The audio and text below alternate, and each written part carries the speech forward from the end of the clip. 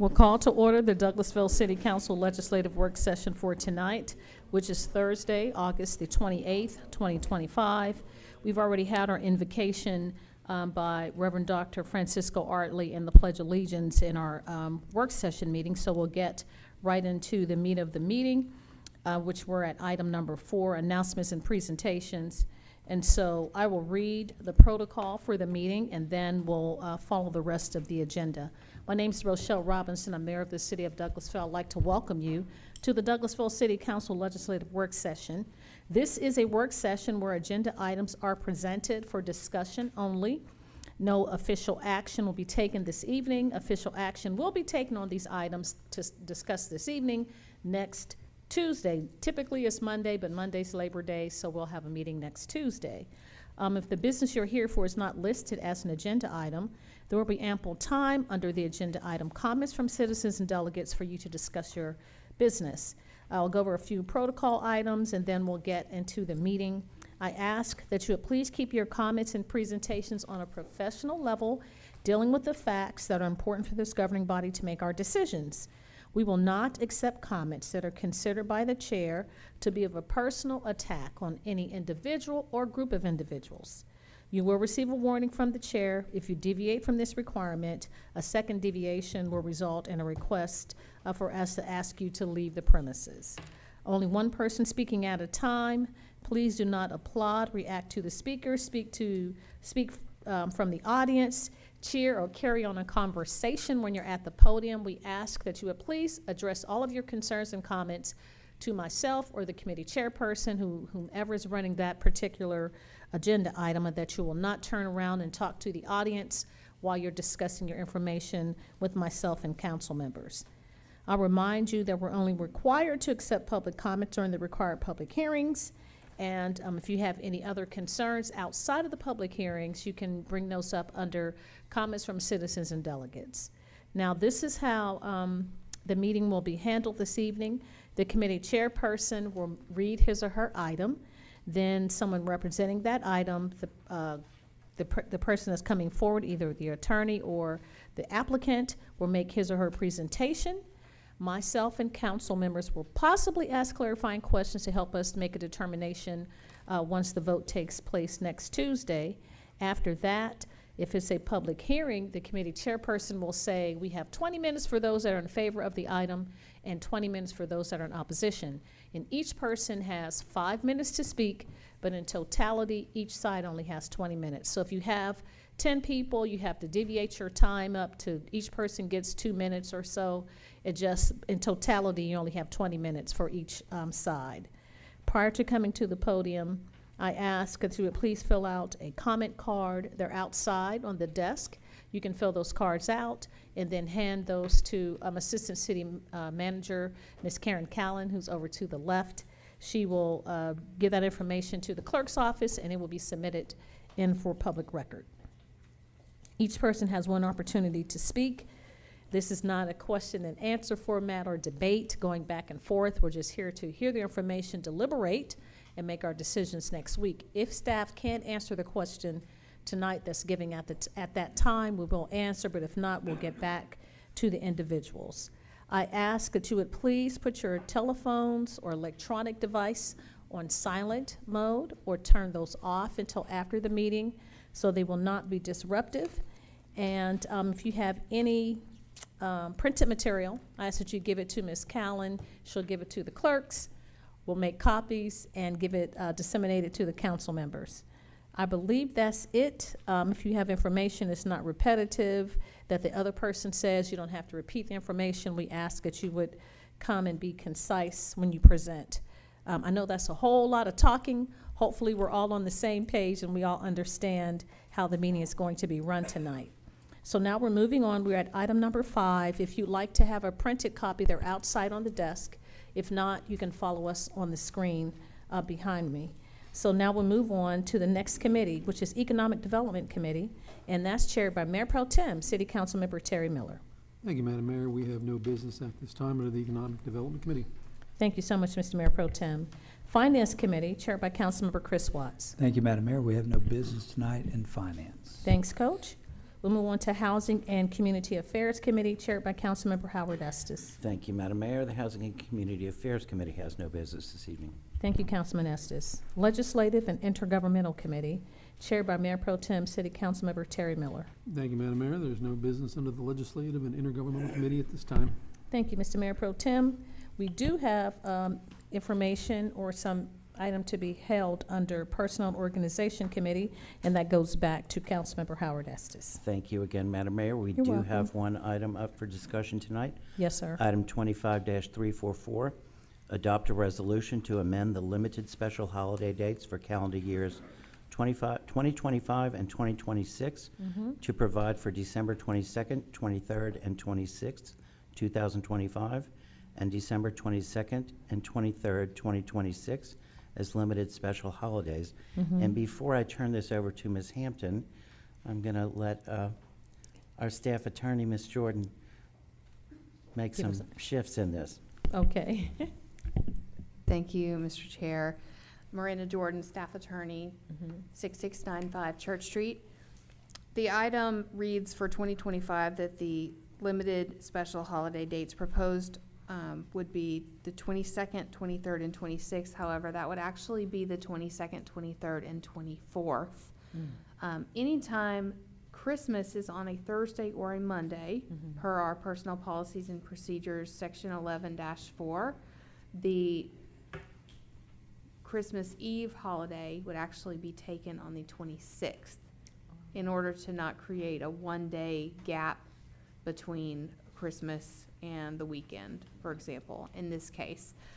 So this should actually read, and the resolution should actually read, December 22nd, 23rd, and 24th, 2025, and that will be corrected for your Monday Okay. voting meeting.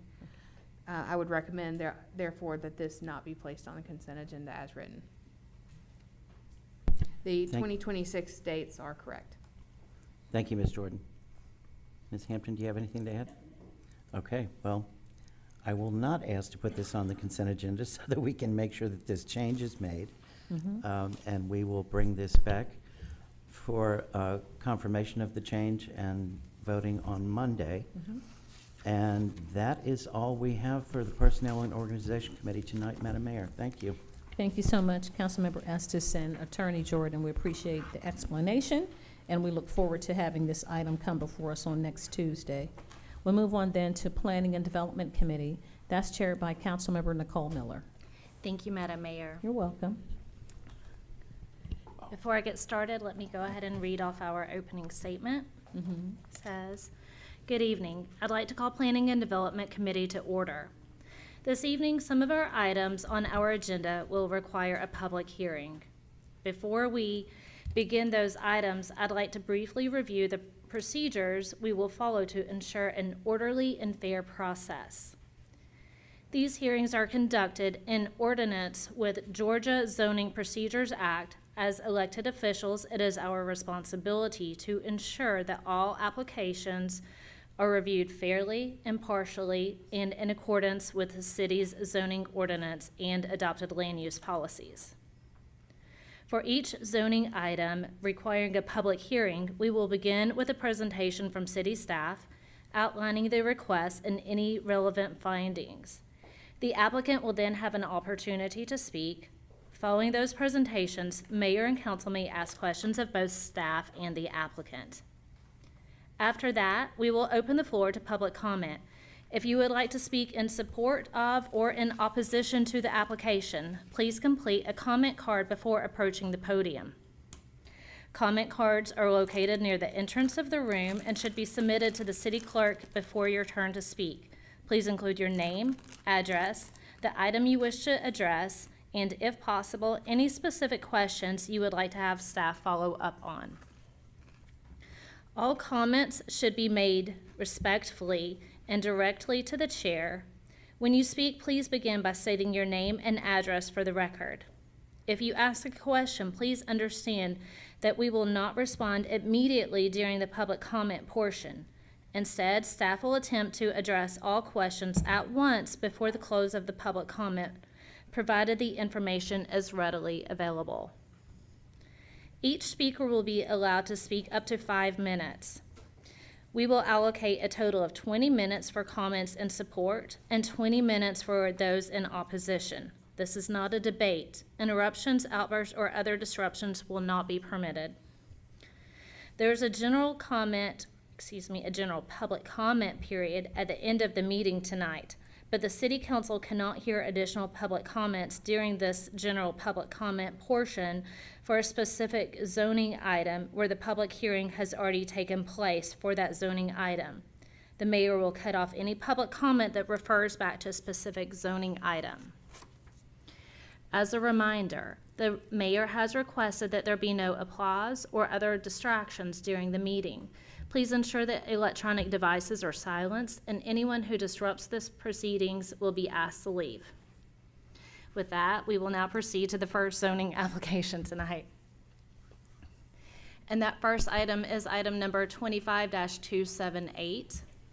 Says consider a request for revised final plat approval to establish Youngtown condominiums for 24 units on 5.674 acres on new alignments of Youngtown Street in Youngtown Court and land lots 738, 745, and 827.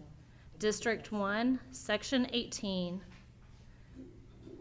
District 1 and 18, Section 2 and 3, parcel IDs 0036, 0037, 0038, 0039, 0035, 0036. Application by Mill Holmes, and Mr. James Gordon is going to go over this item with us. Good evening, Mayor and Council. Good evening. James Gordon, 6695 Church Street. This revised final plat is for Youngtown condominiums. These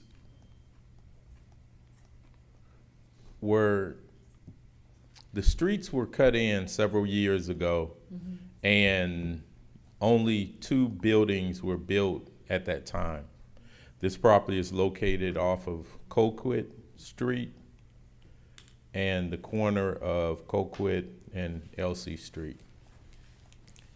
They have now regraded the lots that were undeveloped, and now they wish to go forward with the building. Some of the things that happened in the past with this, as I said, this has been around for a long time. The first plat was done back in 2002, and that's when they started getting the building permits. The first 2 units were completed in 2005. That's what's pictured there now. And then Chisel Mill Homes purchased the property in 2023, and they started the LDP process. 2025, now they have completed their construction, and they're ready to go back to revised final plat. There are 6 lots zoned PUD with the R4 quads. One of the things that's, when the initial buildings were built, they were given a Youngtown Street address. The street that's there in front of them is actually Elsie Street. So during this replat, we're getting the street names kind of clarified and cleared up with the way it was actually constructed.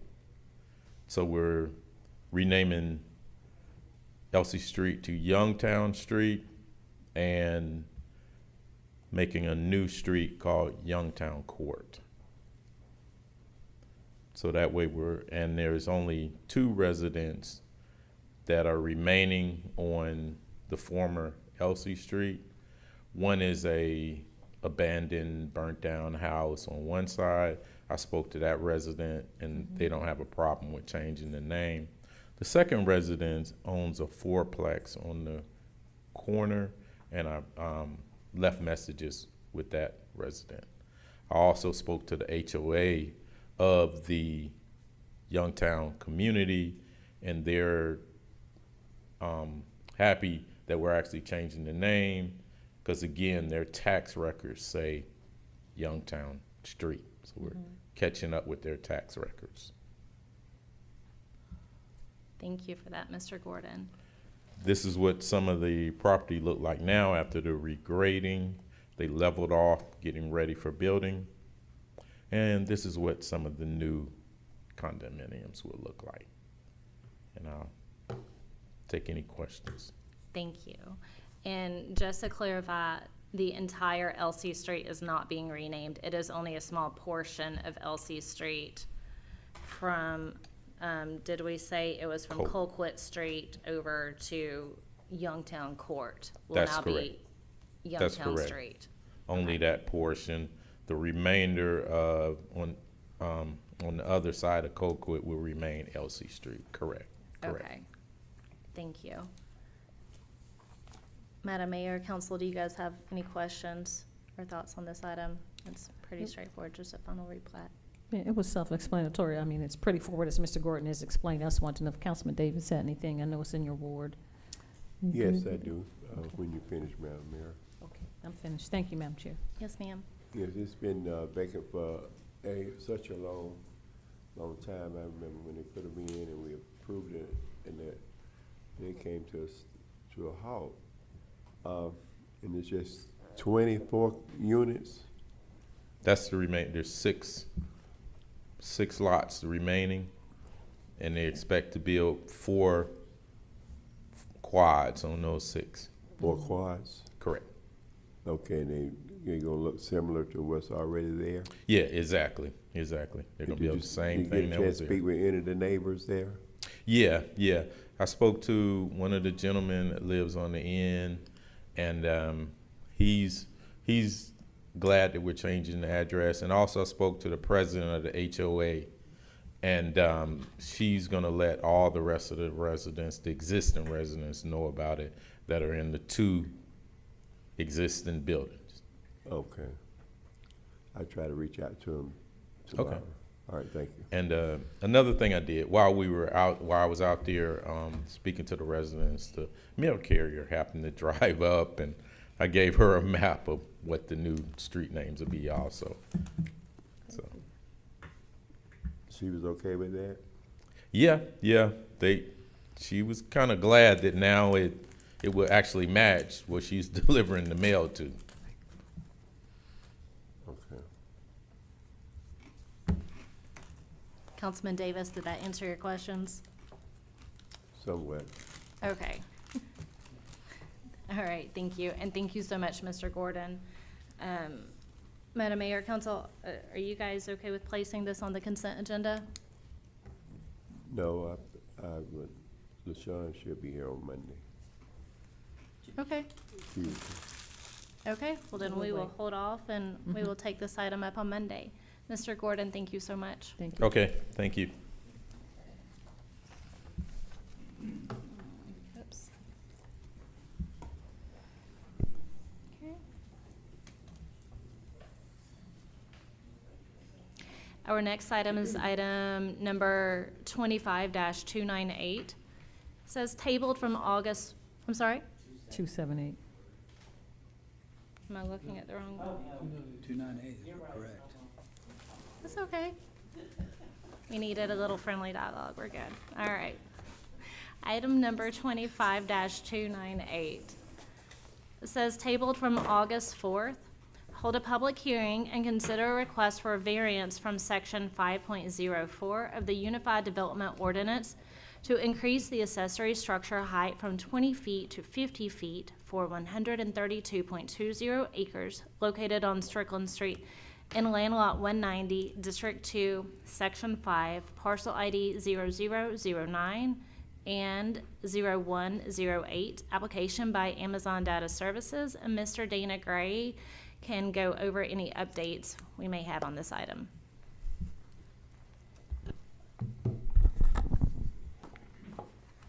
Good evening, Dana Gray, 6695 Church Street. This is a proposal for a data center consisting of 4 buildings with AWS. The request for the variance that they are asking for is to increase an accessory structure from 20 foot to 50 foot for water towers. They're located next to a water building, which is at the entrance of the site, the proposed site. And that concludes. Thank you. Yes. And, And the applicant is here. okay, wonderful.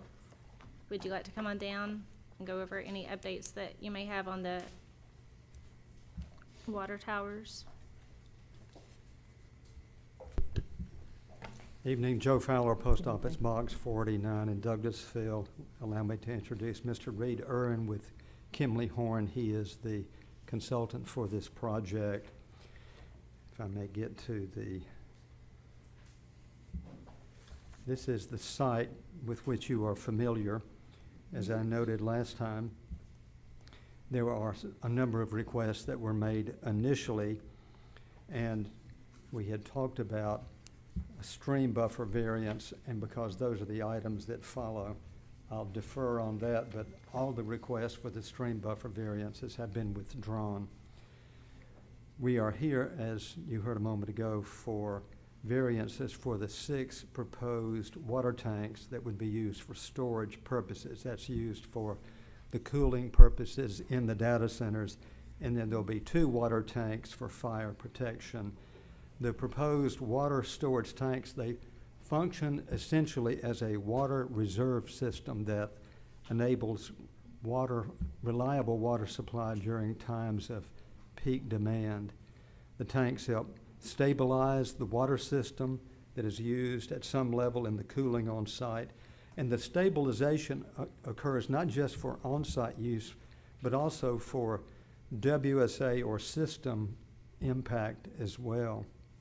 And what happens with respect to that is it reduces pressure fluctuations, and it also creates a more stable and consistent flow to the site throughout the entire development. What Amazon has experienced in its data center development is that the on-site storage in this manner with the 6 tanks that you've seen described, it has essentially a soothing effect on the flow peaks and valleys during normal operation.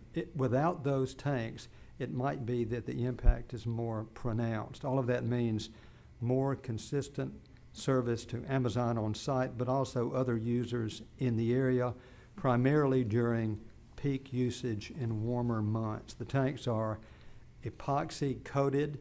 They are steel bolted tanks with an expected lifespan of 40 years with routine maintenance. There are leak detection systems on each tank which have alarms that are tied to the building management system that is, of course, on site. Any leaks are repaired as needed, and importantly, Amazon has never in its history experienced any kind of catastrophic failure with the tanks of this nature. As I noted last time, there are nearby detention ponds that could handle unexpected flows from the tanks if that were to occur. Amazon data centers use roughly 60% less water for cooling purposes than is the industry standard.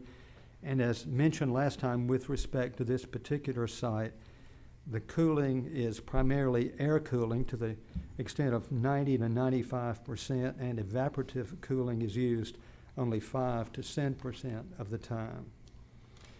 Now, if I may, just moving forward in the PowerPoint presentation, this, of course, is where the development is generally off Strickland and South Flat Rock. This is a closer view of that. This is the modified site plan. I'll come back to this with respect to the other agenda items at your direction, but you'll notice that the buildings have moved away from the streams based on the design. That happened because the input from the council last time, they went back to those who are responsible for these designs and made that change. This is a general overlay of the buildings as they sit on site with the distances that I think are important to note. First, the water tanks are, you'll see that distance, 1,500 feet from South Flat Rock Road. The buildings that you see as they confront on Veterans Memorial To the west, 1,200 feet, and then as the roadway goes more to the northeast, 950 feet, I think, there, and then 1,250 feet from the building that's the farthest to the east. This is the water building and a water tank behind it that is drawn at the 50-foot elevation. And then interestingly, there are 4 slides here, and what we have done is an attempt to show where the buildings would be at the location where you see 1,500 feet from South Flat Rock Road. And the attempt is to show both the size of the buildings at that distance, but also the height elevations. It looks a little unusual, but that's the concept. That's what this drawing, this slide number 7 represents. It's the approximate location of the water building and the nearby 6 tanks. That is essentially not visible from that location. Now, the next slide is also farther down South Flat Rock, and it's the same effort to show what the buildings would be. That would be the size if you could see them 1,500 feet away, and that's what you would see, but you can't see it because of the foliage. In the winter, it's hard to know for sure. Some of those are, well, that's evergreen trees and not deciduous. That's going south. This is coming back north near the industrial building that's north of our site. And this is the same thing. Again, the locations, but not quite 1,500 feet away at that point because South Flat Rock is curving to the west. And then that's the same thing as you get farther to the north. Again, at that location, probably 1,300 feet away, but not visible. This was a general summary. You may have seen this earlier that talks about, in the 3rd paragraph, the proposed water storage tanks function as a critical water reserve system, ensuring reliable supply during times of high demand. Beyond storage, I mentioned this a bit ago, the tanks stabilize both the Amazon and the WSA's water system by, as I mentioned, reducing pressure fluctuations, creating the stable and consistent flow to the area. There's this smoothing effect that I talked about as well, avoiding the peaks and valleys of demand, and this results in the consistent water service both on-site and during peak usage in the warmer months. Now, if you have any specific questions, the technical guys are here that can respond to those, but that's the request. Again, as to items C, D, E, and F, those are withdrawn, and if necessary, I can discuss that further in a few moments. Okay. Thank you, Madam Chair. Thank you, Mr. Fowler. I greatly appreciate that. Did Mr. Reed, is it? Yes. Yes, Reed Irwin. Did you have anything to add to this so far? No, ma'am, I'm just here for technicals. Okay, okay. Questions if there are any. Okay, wonderful. I know since last time we met, we've had a lot of in-depth conversations with WSA, with Georgia Power, and with Greystone, just trying to understand data centers, how they use resources, and how we can best look at this going forward. Madam Mayor, Council. Madam Mayor. Thank you so much, Madam Chair. Thank you, Attorney Fowler Yes, ma'am. and Kimberly Horn. We appreciate the presentation and all the information as it relates to the towers. The one thing and I'm sure you said it, Attorney Fowler, was redundancy. I know you said 95% would be cooling other than water.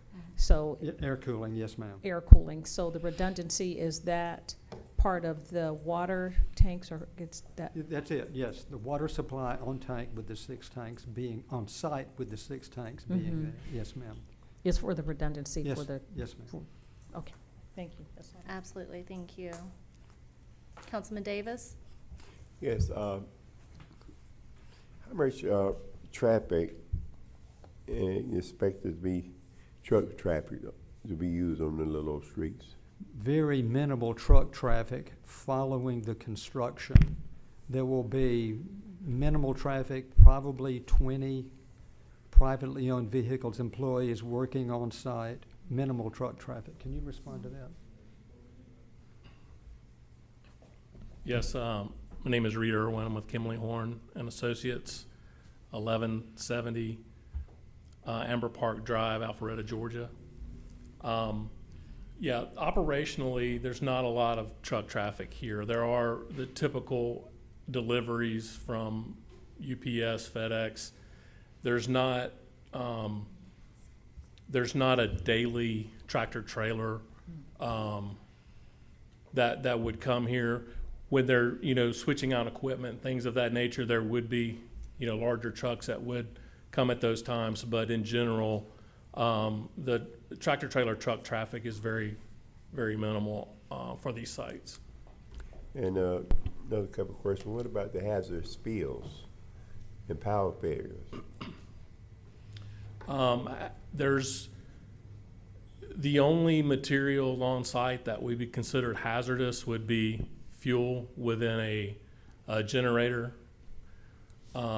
belly tank. Those tanks have monitoring systems as well as their dual containment tanks. So there's really not any other types of chemicals on site that would present of environmental concern relative to spills. So stormwater runoff and wildlife will be protected? Is that? Yes, sir. The stormwater for the project has been designed in accordance with the Georgia Stormwater Management Manual and city, state, and county requirements. And one more question, the energy demand for the facilities. Energy demand. I don't really have any good information to provide relative to that. Georgia Power will be constructing a power substation on the property. The power that serves these types of facilities is more of a transmission and less of a distribution type power, so it does not have impact on the distribution system for the remaining area of the surrounding the facility. And hopefully the lighting and the noise will be at a minimum, so it won't keep people up all night? Yes, sir. The Amazon conducts the noise studies and will be in compliance with the city's noise ordinance throughout their operation. And your other question was about lighting. Yeah, down facing lighting and that it is designed to not spill over the property lines. The type of lighting that will be used on throughout the facility. Okay, thank you.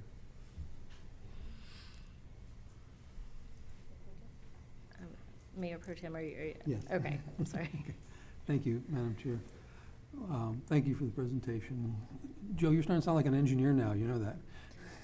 Pardon me? You're starting to sound like an engineer. That's a compliment. That's a compliment.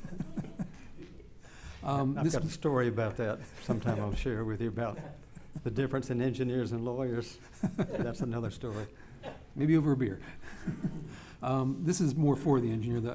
It's kind of hard to read some of the topo lines you've got on your topographic plan, but it looks like you've got about maybe 100 feet of elevational difference from highest to lowest point on the site. How are you planning on building a foundation across that, or are you planning on blasting any of that rock out of there? Yes, there will be a lot of soil and rock removal from the site, the highest part of it. And the lines that you kind of see running around that are somewhat dashed, there are retaining walls. So there will be retaining walls used as well to prepare the what we're calling kind of the building pad area, which is the padded area that you see there where the buildings are located. I'm looking at your existing topographic maps of the site. So there will be blasting, you Yes, think? Okay. And I'm assuming you'll follow all the proper procedures, that it warn all the neighbors that about such yes, sir. potential Yeah. dangers and noise created by that. Cracks in the walls? If I can remind y'all, we're talking about water I towers know. Thank and you. height on the accessory structures Thank for you for those. reminding me. Yes, Appreciate it. I was thinking of it at the time, though. I know you were. But that's all I got, thanks. Absolutely. Coach, did you have anything to add? Would it be appropriate at this time for a brief synopsis, not by me? We've met with Georgia Power, WSA, and Greystone about AI centers in particular. I don't remember if this one was mentioned, but AI, just the needs, as a lot of people are wondering about the water, and I know we're talking about water towers, so they've already mentioned the fact that they're gonna use a whole lot less water than most AI centers.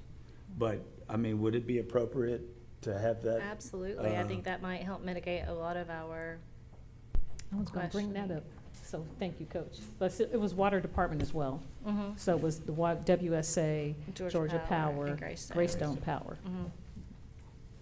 Essentially, you're meeting with the Water and Sewer Authority, Douglas County Water and Sewer Authority, Greystone Power, Georgia Power, Elevate Douglas, all indicated and addressed this project specifically, that they have been in talks and had conversations specifically about this project, and it will not have any impact on electrical load, water load, any issues with environmental concerns, and that they have to proceed with getting certifications and thorough checks through the state as well as through their process as well, and they have no issues or concerns in either entity for this project or any project that relates to data centers. And before you all see these projects, they've already gone through their process. Absolutely. Thank you. So, that's all I had. Thank Okay, you. yeah, thank you for that. And if I can add, because the water that will be going into those water towers is not coming from our direct water source. That's water that has been pre-purchased through the WSA and the power systems that are there. That's where their power is coming from. It's not coming off the same grid lines that my power is coming from at my house. They have their own substations there on property. Okay, with that being said, are there any additional questions? No? Okay. At this time, it is a public hearing, so I would like to open the public hearing. If we have anyone here who would like to speak in favor of this item, you will have 5 minutes. I would like to remind you guys, though, whatever you say it with love and keep it kind. That is an absolute must going forward. And if we don't have anyone who would like to speak in favor of this item, let's go ahead and if we have anyone who would like to speak in opposition of this item, if you'll come up, give us your name and address for the record. Again, you will have 5 minutes to speak with a total of 20 minutes per side. DeWitt Roper, 6826 Cedar Mountain Road, Douglasville, Georgia. Madam Mayor and council members. Here's a few headlines from the news. Despite 5 years of a drought, a San Antonio data center used 463 million gallons of water in 2023 and 2024. While the data center guzzled water the equivalent of tens of thousands of homes, residents are allowed to water once a week on a designated day and are charged a surcharge for overusage. Texas data center consumed 50 billion gallons of water in 2025 so far, expected to use 400 billion gallons of water by 2030 in just 4 short years. One data center can use as much electricity as 50,000 homes. A data center in Wyoming will use as much electricity as the whole state. Amazon targets Douglas County. That's a headline for data centers. Amazon to build the largest data center to date on a 1,400-acre cornfield. They're buying up our dwindling farmland. Compass is building a data center on a 340-acre cattle farm. You can't feed your family on data. AI's soaring energy consumption is causing skyrocketing power bills across the U.S. Some states reporting energy costs up 36%. Data centers are eating the economy, and we're not even using them. Data centers' capital expenditures are up 53% year over year, up to $134 billion in the first quarter of 2025. Meta spending $200 billion, Microsoft committed $80 billion, Oracle AI, SoftBank spend $500 billion. McKinsey projects data centers will spend $6.7 trillion by 2030, and the list goes on. The unfortunate truth, most of these data centers will remain dramatically underutilized. The average service utilization rate hovers between 12 to 18% of capacity, while an estimated 10 million servers remain idle. Even active servers rarely exceed 50% utilization. Thus, the majority of the existing compute infrastructure is essentially burning energy while doing nothing productive. Microsoft is moving ahead to build a $30.3 billion data center on 1,900 acres. Another headline, if your electric bill seems exceedingly high, you're not imagining it. The big reason why, AI and data centers. PGM Interconnection, the largest power grid in the U.S., says data centers are causing rates to go up as much as 20%. That's no problem for the mega companies. This is just a handful of headlines. These data centers are gobbling up our farmland, using up our water supply, causing electric bills to soar, harming the environment and threatening fragile ecosystems like Cedar Mountain. They're self-serving, making the billionaires richer and richer, while we pay for it in so many ways. Not one of these billionaires would live near a data center, and neither would you. And neither would you, and we shouldn't have to. A data center near a church camp, a school, and residence is the wrong place. It lowers our living environment and greatly reduces our property values. There's been a long history of putting things you don't like or don't want to see across the tracks. Most people know what I'm talking about. We have the garbage dump, and for years the dog pound. We have the shooting range. We put up with all the trash on the side of the road and the large speeding trucks. The shooting goes on till dark and even on weekends. No solitude after work or on weekends. This is the worst possible place for a data center, besides a church camp residence, a tiny 2-lane road, and next to one of the most biodiverse and ecologically sensitive areas in the entire world. This development should get no consideration. Also, air cool systems are the one that makes the most noise. If you Google data center noise, YouTube, it'll shock you how much noise they put out. So we ask that you give this no consideration, and thank you very much for listening. Thank you.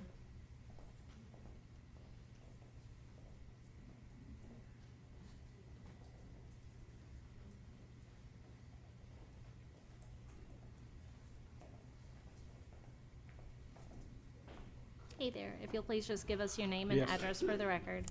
Good afternoon, good evening. My name is Nathan Allen Teal. I reside at 2204 South Flat Rock Road, Douglasville, Georgia. I see the drawings, they have been changed. It looks like the laydown for the development of the trees on the entryway has been moved back, plus the water towers. I think Mr. Miller asked a pertinent question, how much blasting was going to have to go on there for that. And then I would like to know where the power substation is going to be. Is it still going to be in the back of the new drawings? Are they going to keep the trees up, or is this just a proposal just to say, hey, this is what we're trying to go for, but it may change? And if they get an approval, I know that the change can come back easier through the city council. And then how tall will the original structure be? I don't think I got clarification or found that out anywhere. And I'm not sure if any of y'all have been and seen Switch Data Center and seen how tall it is. That looks great. Had somebody tell me, when's the last time you've been up Douglas Hill? It's been quite a while, 2 years since I've been up Douglas Hill.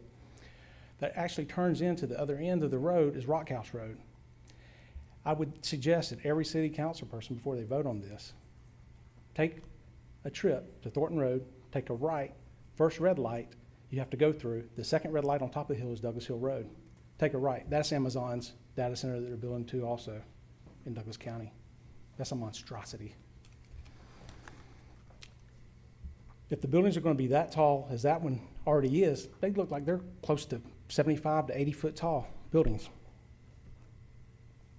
They asked about or he said the water towers would actually help for water retainers or the flow of the water during peak hours, which would affect me because I will be less than a half mile from this development. We still don't know the pond capacity. I think there was a question brought up, if those were to rupture or blow, there would be an overflow area, and there's a pond that could hold around 800,000 gallons of water.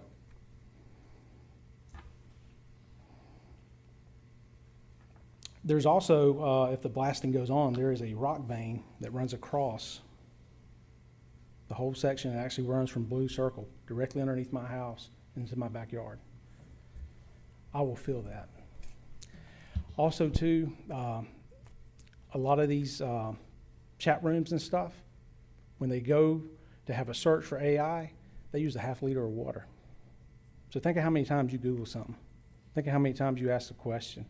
Think of how many of these warehouses that are coming up on this, into our county alone for development. They actually have, I'm not going to mention any names for lawsuit purposes, but they actually have technology that is stored in these AI data centers as well. Every time they're doing that, it's going to keep using something. Even some of these aren't at full capacity right now. I don't see why we need to have one to this magnitude in Douglas County when they're already building that other one. And plus two, I think they're building a 1,000-acre data center between Atlanta and Macon too as well. I think maybe we should start putting regulations on data centers in Georgia. Thank you. Thank you.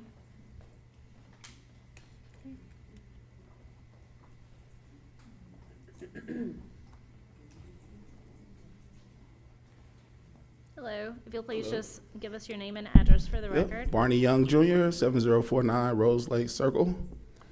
So I just have a question. This site is across the street from an active quarry.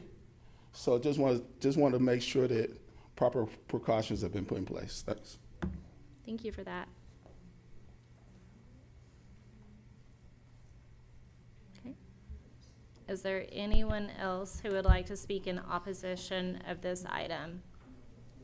Madam Chair, we can clarify one question that was brought up about the height and the art drawings submitted. Hold on, let me go ahead and close the public hearing if there's no other public comment on that. And you're absolutely right, it's in the agenda items, the height on those buildings is 26 feet. I've got about 35 feet on the elevation shown. of the Okay, actual centers. we may have been looking at it from the front side and the back, but either way, it's not it's anything terribly tall. 50 or 60 or anything like that. No. Yeah, that's what I said, but Terry said 26. And for clarification, there's no ask with this for a zoning change. This land is already zoned appropriately to be a data center. I know something was brought up about water and water usage, and these will be, I believe it's 90 to 95% air cooled. So during that time, not using water.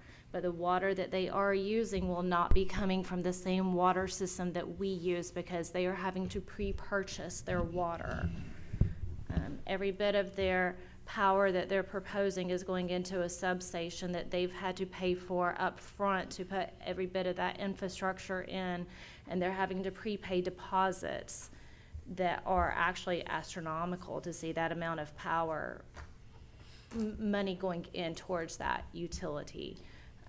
The only other question that I think was that all of them? Blasting. But they have new technology for minimal impact for blasting. Right.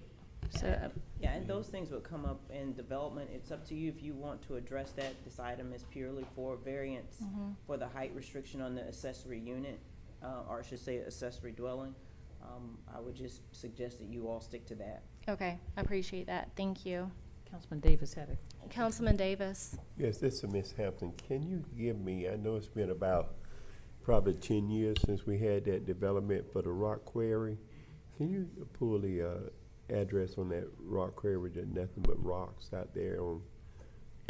You would like the address of the proposed rock quarry? Yes. Okay, we will get that I want to see information if for you. it's the same property that was just the rock quarry. It over is. there. Yes, It is. It is. We've mentioned that multiple times. So that's a lot of rocks. Okay. Okay, well, if there's nothing else, then we will take this item up on Monday. All righty.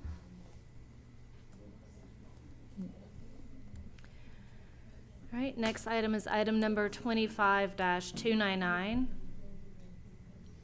It says tabled from August 4th to hold a public hearing and consider a request for variance from section 9.01.E.1 of the Unified Development Ordinance to reduce the 50-foot undisturbed stream buffer from 50 feet to 10 feet for a distance of 195 feet. in section 9.01.E.2 to reduce the additional 25-foot impervious setback from 25 feet to 0 feet for a distance of 250 feet. For 132.20 acres located on Strickland Street in Land Lot 190, District 2, Section 5, Parcel ID 0009, and Land Lot 189, District 2, Section 5, Parcel ID 0021, application by Amazon Data Services. And folks, this item is going to be withdrawn. Okay. So we will take no further action. All righty. Our next item is item number 25-300, tabled from August 4th, to hold a public hearing and consider a request for variance from section 9.01.E.1 of the Unified Development Ordinance to reduce the 50-foot undisturbed stream buffer from 50 feet to 12 feet for a distance of 200 feet, and section 9.01.E.2 to reduce the additional 25-foot impervious setback from 25 feet to 0 feet for a distance of 395 feet for 132.20 acres located on Strickland Street in Land Lot 190, District 2, Section 5, Parcel ID 0009, application by Amazon Data Services. And folks, the applicant is going to be withdrawing this item as well. Okay. Our next item is item 25-301, tabled from August 4th, to hold a public hearing and consider a request for variance from section 9.01.E.2 of the Unified Development Ordinance to reduce the additional 25-foot impervious setback from 25 feet to 15 feet for a distance of 85 feet for 132.20 acres located on Strickland Street in Land Lot 190, District 2, Section 5, Parcel ID 0009, application by Amazon Data Services. And the applicant is going to be withdrawing this item as well. Item number 25-302, tabled from August 4th, to hold a public hearing and consider a request for variance from section 9.01.E.2 of the Unified Development Ordinance to reduce the additional 25-foot impervious setback from 25 feet to 20 feet for a distance of 30 feet for 132.20 acres located on Strickland Street in Land Lot 190, District 2, Section 5, Parcel ID 0009, application by Amazon Data Services. And folks, the applicant is going to withdraw this item as well. Don't y'all get too excited, we got more. Item number 25-311 says to hold a public hearing and consider a request for a change in zoning from R2 Single Family Residential Detached District to R5 Single Family Cottage Residential District for 5.83 acres located at 8763 Elma Street in Land Lot 22, District 1, Section 5, Parcel ID B009. Application by Stonewall Builders LLC. And I do believe our very own Dana Gray is going to come down and go over this item with us.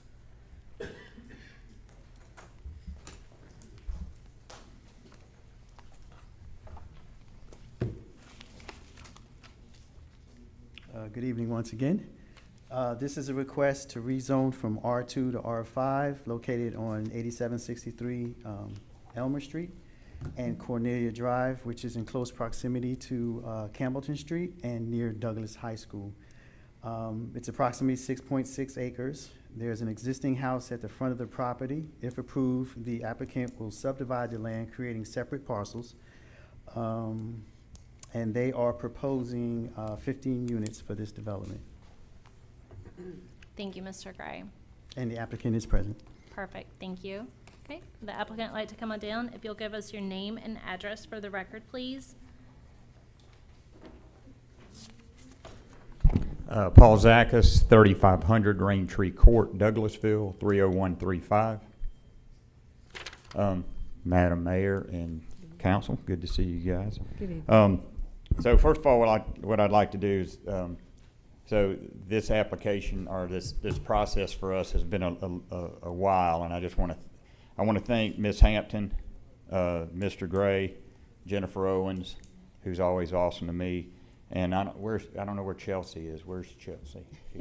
She's in here this evening. Last but not least, Chelsea. As a matter of fact, we've become BFFs, and we're probably going clubbing this weekend. So I want you guys you're all welcome. So, but she's been wonderful.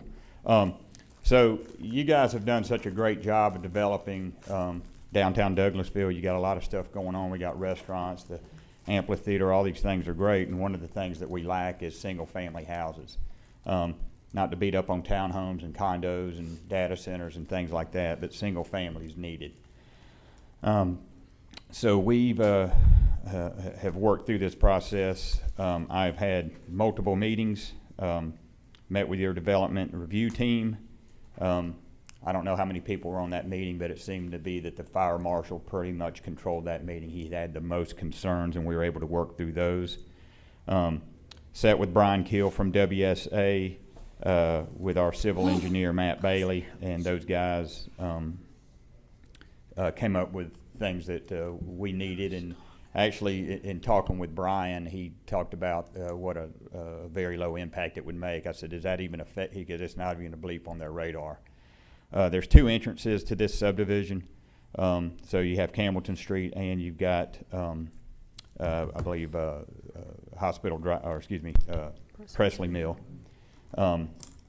The home prices that we're looking to build will probably be in the high 300s to low 400s. That exceeds the existing subdivision that's there now. The average price in the subdivision now, sales price is about $340.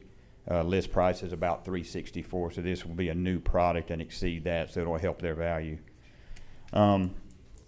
Also, it's walking distance to downtown. So that to me, that's a big deal.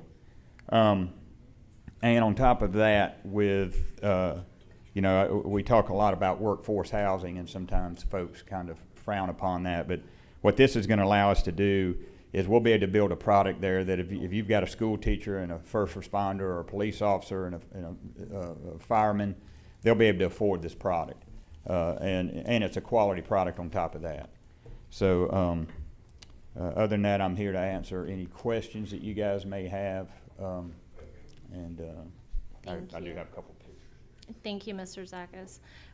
Okay, so I'm looking at the plat right now, and it looks like, am I seeing this right? You've got 1, 2, 3, 4, 5 single-family homes right here, and then an additional 1, 2, 3, 4, 5 that will have a rear entryway. That's correct. And then, okay, of course, and then 5 more. Okay, I can count. And then that third section of 5 would be the ones with the front entry garage. Is that correct? That's correct. Yes, ma'am. Okay. So the renderings that I see here in front of me, as well as the ones that were emailed the other day, were all front entry. Yep, and I'll have those before your meetings Tuesday. Is that correct? Yes, the sooner the better. Yep. I would say myself and probably most of council are going to be very visual. I want to be able to, see it. If I can't touch it, then I need to at least see it. Yep, and I understand. have an idea of what we're looking at. Okay. I understand. Now, the renderings that were sent to me were not quite what is in your framed photos. I think that the materials used may have been the materials used was a little different, although I think that the concept is the same and the floor plan is probably the same. That's correct. They have same floor plan with multiple elevations. So what I did was I thought that had been sent. Obviously it didn't. So I was kind of scrambling, and I couldn't remember which ones I actually had photos of. So okay. Floor plan's the same, materials are the same. There just may be a little bit. You may have. Different color, different style shutters, things like that on the. Okay. Yeah. So I mean, I could send you 20 different renderings of one floor plan. What I want to know is what could be done to elevate the look of what I'm looking at. Okay. So I'm open to suggestions and conversations about that. Okay. And with that, I'm going to leave it alone for right now, and let's see what mayor and council has to say. Madam Mayor. Thank you so much, Madam Chair. Thank you, Mr. Zaks. We appreciate you coming in with with your proposal. Now it's R2 currently, so there are 2 acres and 2 homes or 1 home on the, There's one home, and this is going to be to the right of it, so it's about 7.1, 7.2 total. So the house will be, it'll stay with the 1.1 or 1.2 acres, and then ours is is right at 6 acres, slightly under 6 acres of where we're doing this development. okay, so when I've driven over there, so it's on the right-hand side? Yes, Of ma'am. course, Yep. yes. And it's going to be 10 total? 15, 15? Yes. Okay, on 7 acres? correct. Okay. No, 15 on 6. 15 on 6 acres? Yes, ma'am. You have a pocket park you have proposed on We here do. as well? Mhm. Okay. All right, that's all I have. Okay, Thank you. thank you, Madam Mayor. Council, Mayor Pro Tem. Thank you. Thank you, Madam Chair. If you say the word cul-de-sac. No, I'm just proud of the fact that I'm starting to create, 7 other architects on city council now. We're all becoming design critics. I love it. I'll second what she said about the elevations. Paul, I'm assuming you couldn't get an first of all, I appreciate that you've got the alleyways in. Thank you so much. That's great. Is it around units number 1 through 5, I'm assuming you couldn't get it because of the buffer, the stream buffer? Is that why you couldn't get a alleyway behind those? That's correct. Okay, so we're stuck with the garage entries on those. And according to your zoning, I think a certain amount of them needed to be rear entry as well. So we fit with the ordinance that you guys asked for. I mean, it'd be great if they could all be that way for the garages. But I would definitely reiterate what the chairwoman said about revisiting the look of those. And there's ways of dressing garage entries up, and Absolutely. you can put porticos on. You do carriage doors and so forth. But yeah, there's definitely make sure you don't do vinyl. We don't. No vinyl. Okay, 'cause we don't allow vinyl. Okay, I'll leave it at that for now. Thank you. Madam Chair. Thank you, Mayor Pro Tem. Anyone else in on that end? No. Coach, what you got? I'm assuming because of the one variance that y'all be asking for coming up, the width of the alleyway, that alleyway is gonna be a one-way, come in one end, go out the other, it won't be two-way, or? Yeah, it would probably have to be one way, and both those alleyways would be relatively short. Do we discuss this? I know it's on the other. Do we? What do I do? If it's on the other, just wait until we get to that. Okay. Either way. But anyway, Okay. I just was curious. Okay. All right, thank you. Yes, sir. Thank you. Appreciate it. Councilwoman Hudson, do you have anything to add to it yet? Not at this time. You've got a few more Yeah, we have 3 items more. to Yeah. be asking. Okay.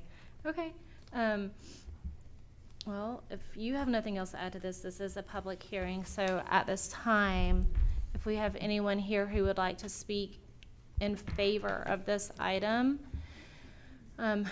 again, you'll come down, fill out those comment cards, get them over to Ms. Callen. On your right here, give us your name and address for the record. You'll have 5 minutes to speak and a total of 20 minutes. My name is Douglas Boggs, 1679 Morningside Trace, Marietta. Douglasville is my hometown, and the property in question was my boyhood home. It's where I grew up. Over the years, my dad acquired the 6 acres to add to the 1 acre that the house is built on. We've tried unsuccessfully over the past 4 years to sell the house and the land together. People who were interested in the house weren't interested in the land, and vice versa. So it is to our benefit tax-wise to sell it all as one parcel, but unfortunately, we just haven't found anyone interested in paying the amount that we need for the property. So unfortunately, we've decided that the best route to go was to subdivide the property, and it had been our vision while my parents were still alive that it would be a perfect property, either a retirement community, cluster homes, empty nesters, because of the proximity to the hospital, to downtown, to shopping, et cetera, I-20 as well. So that's where we stand. We support this. We wish that there could be fewer homes, nicer homes built on the property. But because the developer's being forced to access the property from Elma Street and cross that creek, the development costs are astronomical. So it would have been much less expensive if they could have come off of Hamilton down Woodlawn and accessed it through Rudd's Alley, but unfortunately, only one home could be built on the property in order to use that route. So we support what they're doing, and we hope you will too. Thank you. Thank you. Was there anyone else who wanted to speak in favor of the item? Okay. If not, we'll close that section of the public hearing. And if we have anyone who would like to speak in opposition of the item, again, you'll have 5 minutes to speak. If you'll please give us your name and address for the record.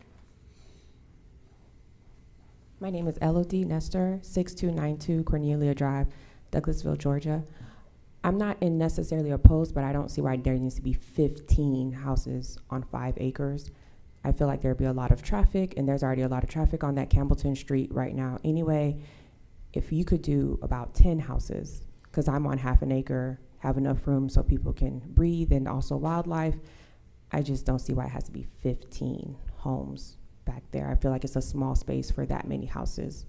And I don't know how that's affordable. I'm an occupational therapist, and I couldn't afford a $400,000 house. Just in reality, I have school loans, and it's not just a mortgage. There's so many, I've learned the hard way. There's so many things to owning a home.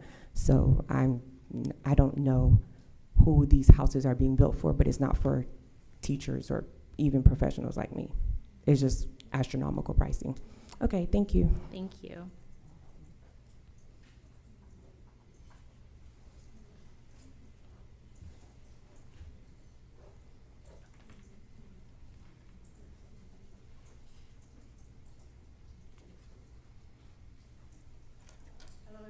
My Hey name there. is Jennifer Perpignan. I Could resided. say your name again, I apologize. Jennifer Perpignan, And your address. 6393 Wood Valley Road. Thank you. So I own the home behind the residence that they're talking about. Mhm. And my only concern is they say it's a shared driveway. That is our only way in and out. And I just want more clarity on how and where these houses are going to be built and how that's going to affect us going in and out of our home, because it is a narrow driveway that's shared with 2 other homes towards the end of the road. So I would just like more clarity. I do feel like 15 is a lot. I just stumbled upon this hearing in the mail, so I wasn't aware of that before. So I'm just trying to do my research and just find out before things go on to figure out how it affects our home and where we live. Thank you.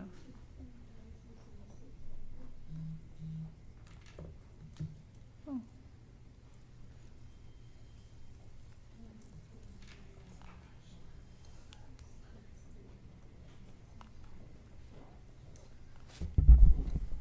Good evening. Good evening. Leslie Chu, 8548 Lake Forest Drive, Douglasville, Georgia, 30134.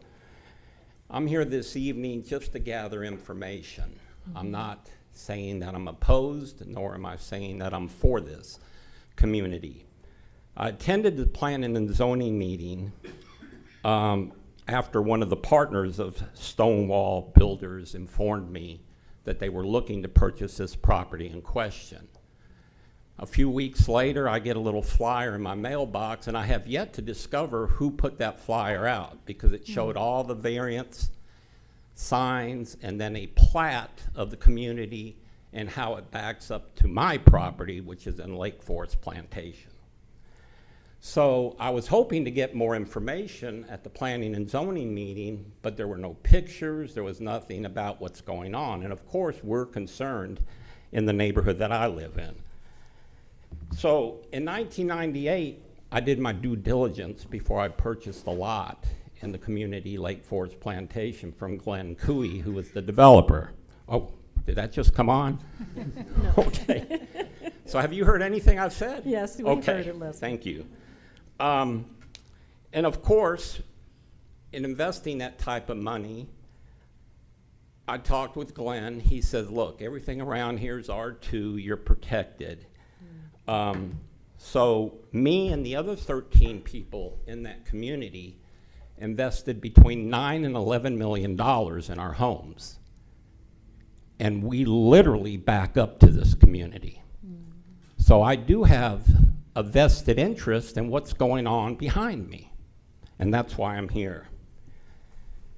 So in 2006, 2007, I actually met Doug's parents, Sue and Glenn Boggs, and we actually were thinking about, when I say we, I'm a builder, but I bought my lots from a developer. The developer approached me and said, hey, let's think about cutting through Lake Forest Plantation and gaining access to the property in question. We'll build 3 or 4 really nice homes, 800 to 900,000 range, and it'll just be a no-brainer because it tails off a community where there's already homes in that price range. We met with the Boggses. It just didn't work out. We made an offer. Obviously, it was inadequate. We looked into the development cost. We met with the WSA. We met with everybody, and it just didn't work out. Now, I stand here telling you that I believe in people's property rights. I understand Doug Boggs' position. I'm 100% behind people who own property have the right to sell it, and there's nothing wrong with making a profit. That's their right. I would just like to know what is actually going on behind what is going on in this proposed development, and I yet have gotten to know that. Now, I'm a little bit in a precarious situation because I know all 3 of these guys, and they're my friends. But I would dare say if I was proposing this in their backyard, they would be up here saying the same thing. So I would just like a little consideration, and I know you all will be giving consideration on, is this the best place for a community in the $300,000 to $400,000 range? Being in the building business, I understand the need for affordable housing. The other hat I wear, I built the last 25 years, I built the last houses for Habitat for Humanity in this community. And we're all about clean, decent, affordable living.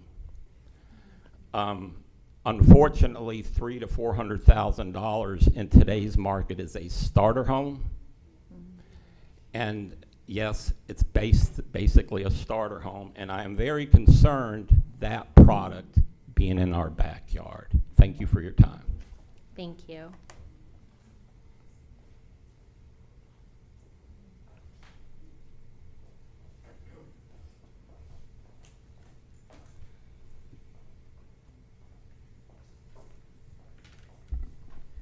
Hello, Carrie Carver, 8770 Campbellton Street, Douglasville, 30134. I'm not sure I have anything new to add. I just wanted to go on the record in opposition. So my property backs up to this property from Campbellton Street. So if you look at the plats, I don't know, a good 15, 16 different individual homeowners back up and border to this, maybe more.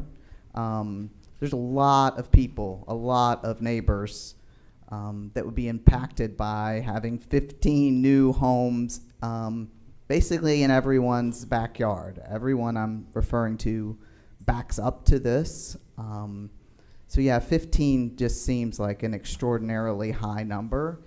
And what I'm gathering is that what they're saying is they need to build that many for this to be profitable to develop. So you got to think about that if that's really a good reason to be why you're doing something. So yeah, 15 seems like a lot, and I know I unfortunately missed the planning commission meeting. I was out of town. I watched the recording, and that seemed to be one of the big issues that the planning commission had, was the lack of outreach to all the folks affected by this project. And so I just want to echo that a development like this is going down right in the middle of really 3 different developments, Campbellton Street, the Lake Forest, and the Cornelia Drive. You're talking about nestling this in between 3 existing communities without talking to any of those communities at all. And then I would add that it's a very different visual community than what's there already. This is a new concept, new look, homes that are very close together on very small lots. That's very different than anything that's around, that's bordering it. So anyway, just wanted to have my voice heard. Thank you so much for your consideration. Thank you.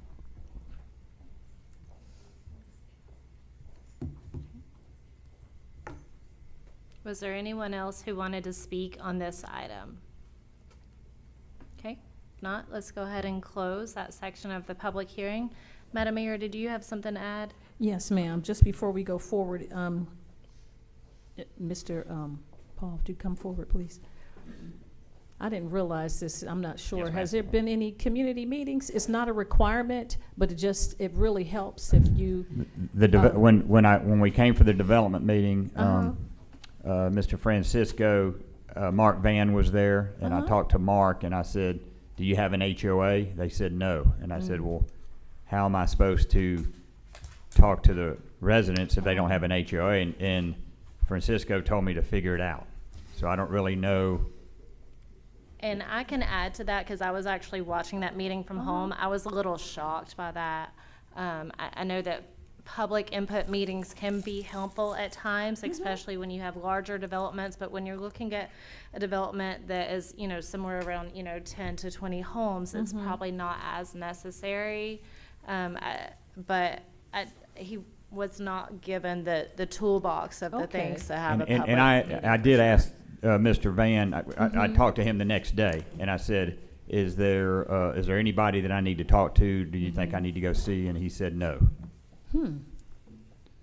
I guess I would say, Wood Valley, the community there, and maybe some of the neighbors. I'm not saying you have to go door to door knocking, but if they receive something, Mr. Chu received something in the mail.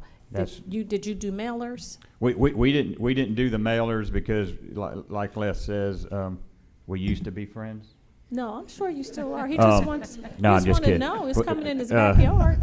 No, but no. Like Mr. Chu said, we had one of our guys because we knew, less property backs up to it. Yes, sir. And it seems like a lot of the folks in Lake Forest came to Les, said, "Hey, what's going on over there?" So Right. we made sure we reached out to Les on that one. Okay.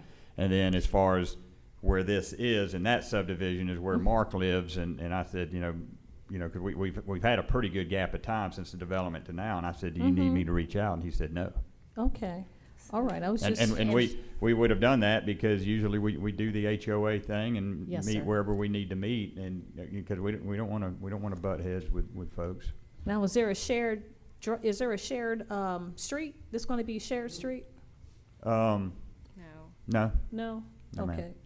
So I don't know. I thought I heard someone say something Wood Valley or Lake Forest. Okay. I thought there was a shared in between the Yeah, I think subdivisions. that there was No? some confusion about That's the thing. If you about the plat, right? If everybody knows, then they won't be. And for full transparency, Mr. Zakos did reach out to me and said, "Hey, do I need to have a public hearing?" And I said, "I don't think it's necessary for this amount of homes because I know I had already spoken with multiple neighbors Okay. and they had asked me about the meeting times and all. So if we need to go back and punt, I'll take some liability for that as well. I just didn't see it necessary for such a small development." Okay. Well, the development is small, but it's going to impact three neighborhoods. So Correct. And that other Correct. neighborhood backs up to my neighborhood, so just. Right. just my- But I mean, and I live on Campbellton Street too, and I've Right. lived in downtown Douglasville for the better part of the last 45 years. And I can tell you, at one point I lived at the other end of Campbellton Street and my lot size was 1/10 of an acre. And right now I live on 1.5 acres, and my neighbors on one side of me are just under 1 acre, and my neighbors on the other side of me are 1/4 of an acre. Right. Every house is different, every floor plan is different. Across the street from me, I have another 1/8 of an acre with one Yeah. of our neighbors, and I know that because we take care of the yard. But like, everything's a little variety. bit different, you know, it's not quite cookie cutter when you're in downtown. And so I do recognize that things are going to start going in other places, so I'm hoping that we can have that open dialogue Yes. here and say, you know, what works for you, what doesn't work here, and let's figure it out. But Yes, ma'am. And the other thing, Paul, is there any way you can reduce the lot size, I mean, the number of homes? We actually started with 18 Woo-wee. and moved down to Uh-huh. 15 to fit the engineering. And in talking with WSA and all those guys, that was the number that we came up with. And so if it's R2 and you're going to R5, Correct. 10 seems like, you know, technically, they could do about 10 without rezoning it, though, I think. that on- would probably on be the more 6 palatable. acres.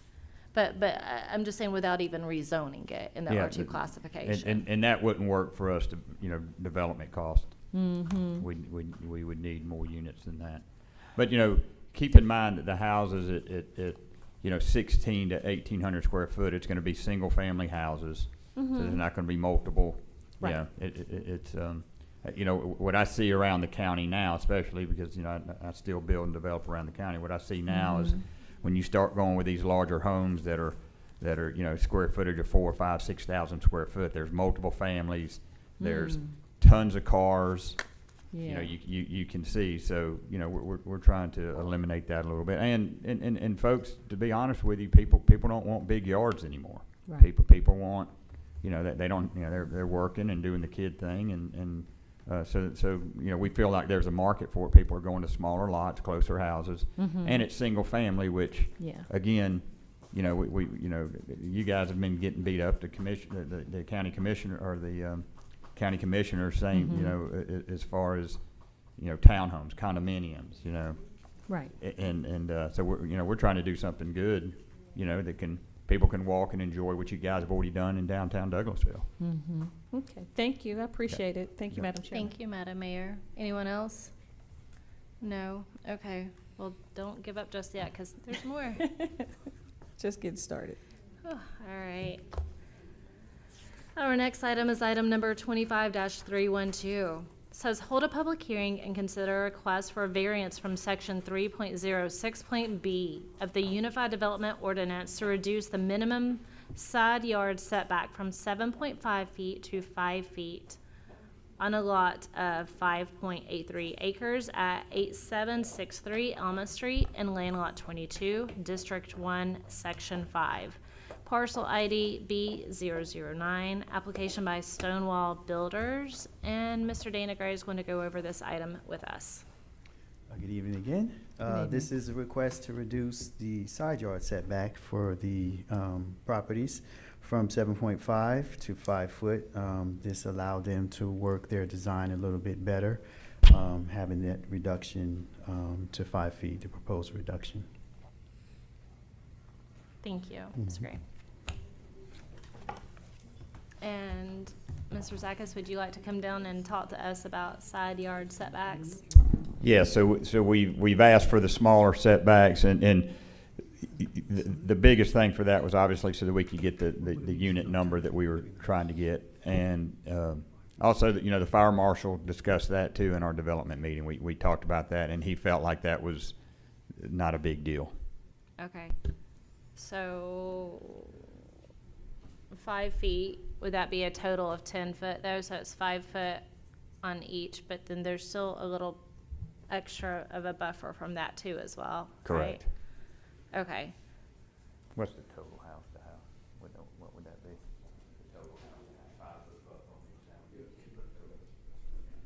Okay. Right, 10 foot between houses. Okay. Yep. So you don't have to do sprinklers Correct. there. Okay. So you're just at that cost. Okay. Madam Mayor, council, questions on side yard setbacks? So just to reiterate, so I know the fire chief is here, Dr. Allen, So there is not an issue. You would not have to do sprinklers. Like sometimes if their homes are closer, we had to have a firewall or something. Right. But this would not require that. Councilman Estes can attest to this. He lives in Tributary where I used to build. I was just about in to, there. to do so. And Most of the houses in my neighborhood are well within even 10 feet, I think. Well, over, and you remember over in the Leland section over there, the lot line is the other house. We didn't put windows on one side, so your yard goes from a side yard to their house, which was kind of odd to me.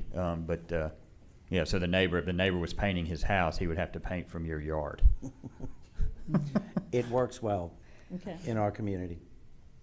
Not that particular situation, but But The 10 painting? feet. yeah, I don't need to worry about that. But I especially coming from New Orleans, where houses are very close together, that's one of the things that attracted me to Tributary. Was driving in, it felt familiar and comfortable because the houses were close together instead of on acre-and-a-half lots where you feel like there's no community. Okay. It helped, and that's the reason I bought the house that I did. Okay. Thank you. Thank you for that. Thank you. Coach? If you go to a lot of communities now, you see a wide range of development, from the R2 to, just different, you go over to Mirror Lake and see drive down different streets and see a lot of different layouts, I guess you could say. Right. But, I mean, that's just, I think, natural. And it's good to see a variety, I think, because most kids coming out of college now can't afford the R2 and R4 houses that we've all built and bought. So anyway, that's all I have to say. Nope, you're so true. If I can piggyback on that, as a lifelong, I guess now realtor, I see different varieties of homes all over the West Georgia and Atlanta, Metro Atlanta area, and I'm coming to realize that there's generations of these new adults that I still call kiddos. They don't want yards. They don't want the maintenance. They don't want a lot of the home maintenance, but a lot of them are getting to that point now where they do want to own their piece of the pie. They want part of the American dream and home ownership, and it seems as though that's what we're evolving to. And not for everybody, but for some. Yeah, and if it's going to go anywhere, I think I could see it more in a walkable area. Okay, side yard setbacks. Any other discussion, Mayor and Council? No? Okay. At this time, we do need to open up that public hearing. So if we have anyone here who would like to speak in favor of the side yard setback variance? And if we don't have anyone, let's go ahead and close that portion of the public hearing. And if we have anyone who would like to speak in opposition of this variance, if you'll come down and give us your name and address for the record, please.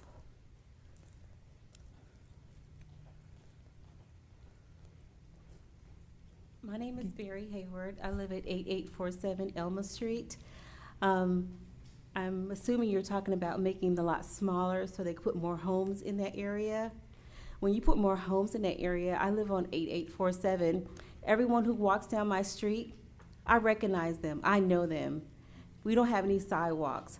So if you can't get out on Campbellton Road off of Elma Street, you're gonna come down my street, which is Elma Street, the opposite end, and go to Van Sant. And that's gonna increase the traffic. We won't be able to walk our dogs anymore. We won't be able to walk just by and say hello to the neighbors, because now there's gonna be a constant flow of cars coming from that subdivision. And that's why I'm opposed to it. I like the small town feel that I get living in my neighborhood, and I would like to maintain that. Thank you.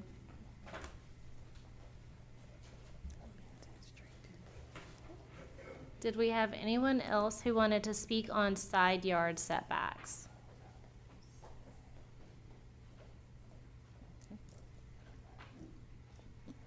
Okay. Let's go ahead and close this portion of the public hearing and move along to the next item.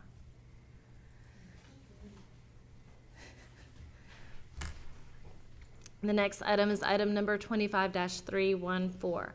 Says to hold a public hearing and consider a request for a variance from section 11.03.E.4 of the Unified Development Ordinance to reduce the minimum alleyway width from 20 feet to 12 feet on a lot of 5.83 acres at 8763 Elma Street in Land Lot 22, District 1, Section 5, Parcel ID B009. Application by Stonewall Builders, LLC. Mr. Dana Gray. Yes. In rezoning to R5, there's a requirement for a certain amount of homes to be garaged into the rear, which requires an alley. That alley is required to be 20 foot, so the applicant is requesting to reduce that 20 foot to 12. It was reviewed by the county fire department, and they approved that reduction proposal. Thank you, Mr. Gray. I know that when we looked at this ordinance, part of the width, I think I'm looking down at Councilman Estes, because I think you guys may have had rear alleyway troubles. I wouldn't say that. We do have some alleyways that are more narrow than 20 feet. Mm-hmm. So my concern would be actually for staff and particularly public services, because Right. I know at Tributary, the city had to buy a particular garbage That's right, truck just to be able that to was get in the small enough to streets. fit down the smaller alleyway. And my question would be, if this variance was awarded, would that same thing be required in this Right. case? Because that's a To either buy significant, that or a look at significant destroying additional streets. cost to the Mhm. city for a small development. Okay. Ms. Burdette, can you help us I with can. that? Melissa Burdette, 8485 West Courthouse Square. We can reduce it down to 12 feet, but it would have to be one way. And we can use the small garbage trucks that we use at Tributary. So you could use the same trucks? We can use the same trucks, but the alleyways would have to be Okay, one so way. it'd be, as long as it wouldn't What need, day is your trash pickup? Mondays. So is mine. Well, theirs would have to be a different day, I guess, if Well, this no, I gets mean, that's approved. right behind me. We'll have to change yours. No, I'm kidding. Okay. Okay. Well, I mean, it's just something to consider, because I knew, I had forgotten about the part about having to get an additional smaller truck, but I was more concerned about streets getting torn up or something. Well, and the other thing is in Tributary, they're concrete, and we wouldn't want them to be asphalt. Okay. That makes sense. Okay. Would that be a condition if you were to approve that? Okay. Condition for asphalt? For the alleyways? Mm-hmm. And what about the fire trucks? The fire department, I believe, had already signed off on this. Okay. They would have access from the Right, because, they would have access from the front Okay. on a full-size road to the homes. Okay. Ms. And I- Hampton? And I just wanted to verify with Ms. Burdette, we would want to maintain those alleyways, is that correct? We would not want those to be private, Mm, or do we want them to be private? We want them to be private. Okay. So is there gonna be a homeowners association in this neighborhood? There would be a requirement for one due to stormwater, Okay. maintenance of common areas, et cetera. Mhm. It's, I mean, with only 15 houses, that's a very small HOA. Right, but you've got mail kiosks now, you've got, like she said, the storm Common water. areas. Mhm. Okay, Dog parks. all- Okay, okay. So is that in there, that's gonna be put in the stipulation, or is it already in the stipulation? they haven't gotten there yet. Okay. We'll get there. Okay. WSA would be the primary driver behind an HOA requirement. Okay. But that can be added as a condition to the rezoning item. Okay. Okay, thank you so much, Ms. Burdette. Private streets. Okay, Mr. Zaka, so do you have, where are we at here? Do you want to talk to us about the street? Yeah, the so, alleyways? yeah, when we talked to the fire marshal in our meeting, he was okay with the 20 to 12 because he said he didn't have to take the truck behind the units because he could serve the homes from the front. And Mr. Estes can attest to this too, as far as the way Tributary was set up. You get behind those houses and you've got, you're going left and right and these, because there's only, I believe 5 houses on each side of that, you're going in one way, out the other. So the distance is very, very small, whereas in Tributary, you can go the whole length of the street coming in behind houses. So it's a little more complicated, which is probably a lot of the reasons the turning radius is a little difficult. Is that fair to say, Mr. Estes? Yes. Okay. Thank you for that. All right. Madam Mayor, Council, do you guys have any questions, additional questions on that? Okay. At this time, let's go ahead and open that public hearing. If we have anyone here who would like to speak in favor of this variance on the back alleyways. And if not, we'll go ahead and close that portion of the public hearing. And if we have anyone here who would like to speak in opposition of the back alleyway variance from 20 feet to 12 feet. Okay. And if we don't have anyone here who would like to speak on this item, let's go ahead and close that portion of the public hearing.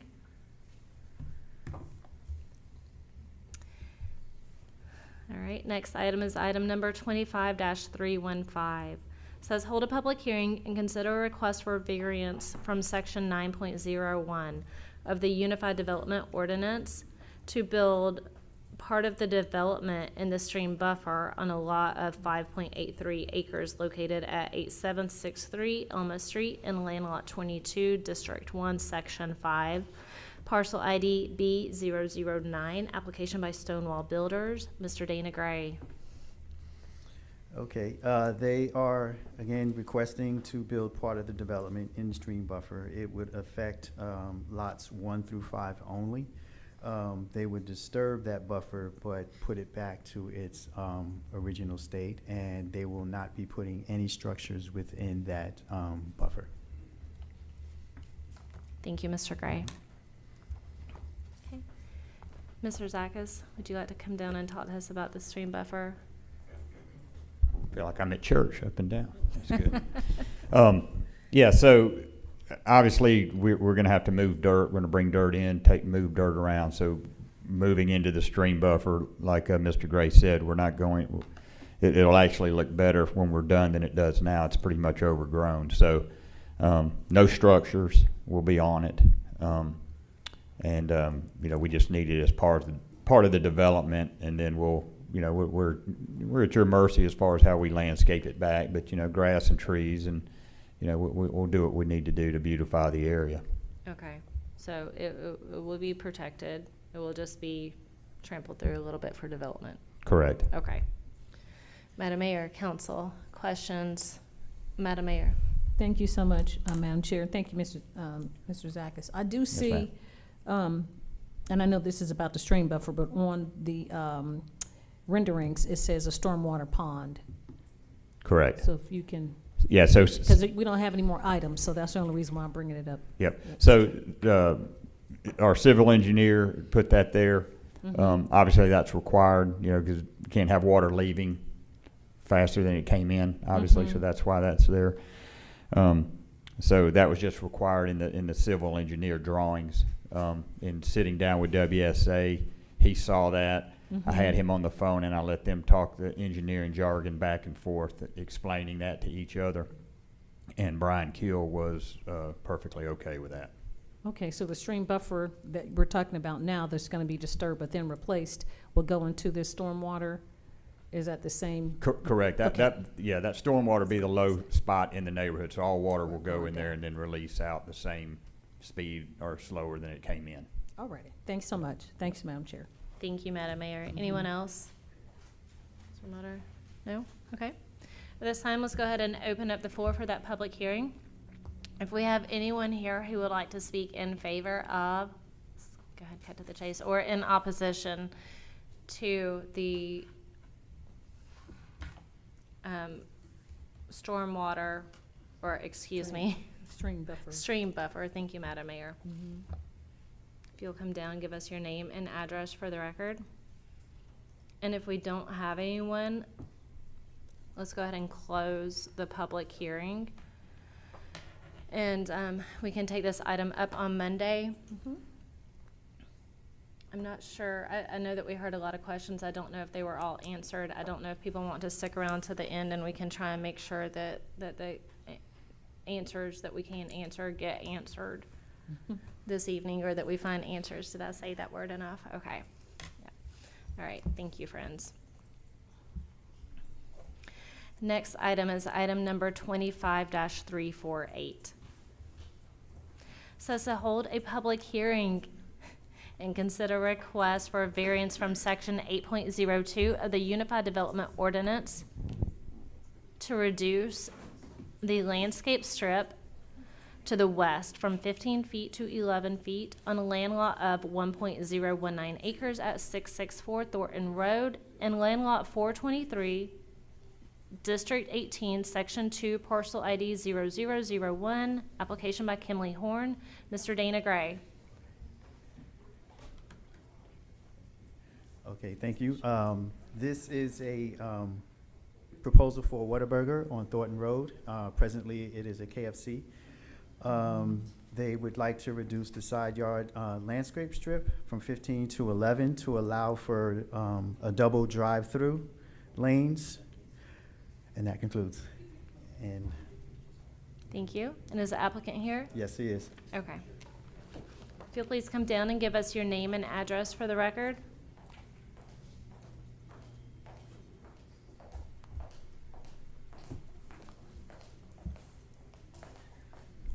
Good afternoon, everyone. My name is Jamal Ragland, and my address is in Sugar Hill. I'm from Kimley Horn. I'm the civil engineer consultant on the project, and I think we have a presentation with this one too as well. Okay, so if you could flip to the next screen, please. So the current site right now is an existing KFC that is vacant, and we're currently looking to do a tentative improvement to the site to propose a Whataburger in the same exact spot as the KFC is for the building. Right now, the site is a single lane drive-through, and one of the challenges with that after COVID, dual drive-through lanes has become a dynamic thing for quick service restaurants. So that is one of the things that we kind of need for this site to operate for traffic concern reasons. If we go to the next slide, I kind of listed out some of the issues with the single lane drive-through. As you can see, some of the cars are stacked in the parkway and also on the street, which we're trying to avoid because it's a higher risk for on-site traffic collision. The drive-through queuing space expands out into the street, kind of blocks other neighbors and et cetera like that. And then also there's site vehicular access issues that we'll face with single lane drive-through. There's other variances along with this, but for this variance right here that we're requesting, these are the conflicts that we're dealing with for the single lane drive-through. Okay, thank you so much. Madam Mayor, Council, do we have questions? Coach? Looking at that slide, the side that you need the variance on, the landscaping variance is right next to a tire store, correct? Correct. Okay, thank you. Madam Mayor? Yes, ma'am. And just for clarity, Mr. Ragland, if you can give us the address. I know you said it's Sugar Hill, Sugarloaf, if it's Kimberly Horn or it's your personal, but we need the full address. Sorry, I thought you meant like my address. That's why I said my address. For this site, it is. Oh, no, the address for the company, right? Oh, for the company? Because you're the engineer for Kimberly Horn, right? Yes. Yes. So the address is 3930 East Jones Bridge Road, Suite 350, Petrie Corners, Georgia. Okay, thank you. I didn't have any questions about that. Okay, Yeah, thank you for the clarification, Madam Mayor. Anyone else? Nope, okay. Well, this is a public hearing, so at this time, if we have anyone here who would like to speak, just cut to the chase, in favor of or in opposition to this variance, if you'll please come down and give us your name and address for the record. And if we don't have anyone, let's go ahead and close that section of the public hearing.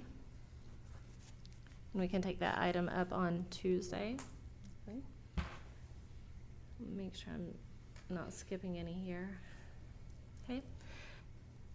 Next item is item number 25-349.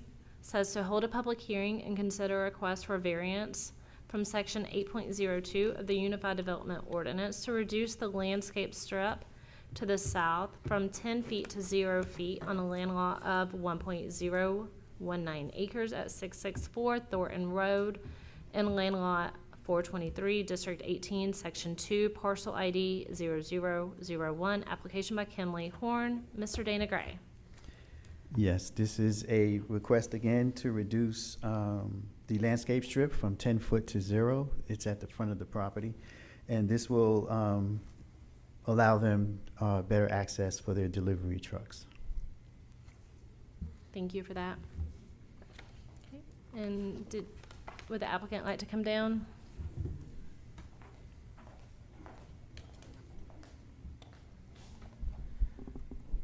Hello again, everyone. Can we go to the presentation again and go to the second slide? Or the third slide, I think. So, yeah, right here. So currently right now with the existing site layout, we're not able to deliver to the site with the current truck that we use right now. For us to have the operations of the site and also to avoid traffic issues and everything like that as well, we would need to push the front parking stalls to the front.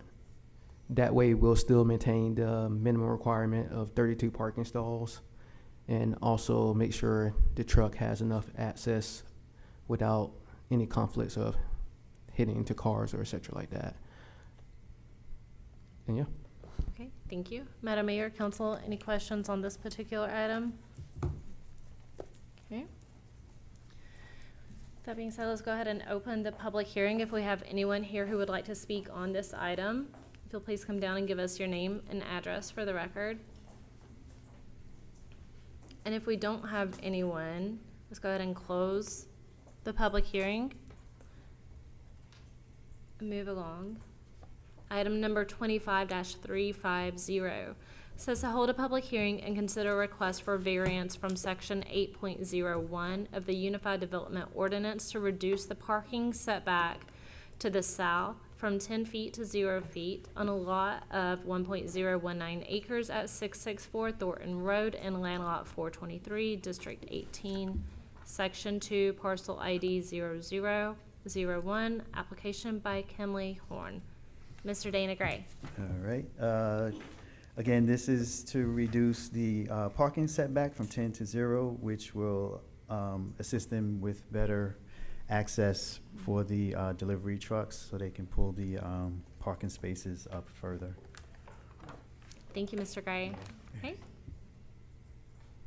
And if you'd like to come down and tell us about this particular variance, I actually do have one question though, too.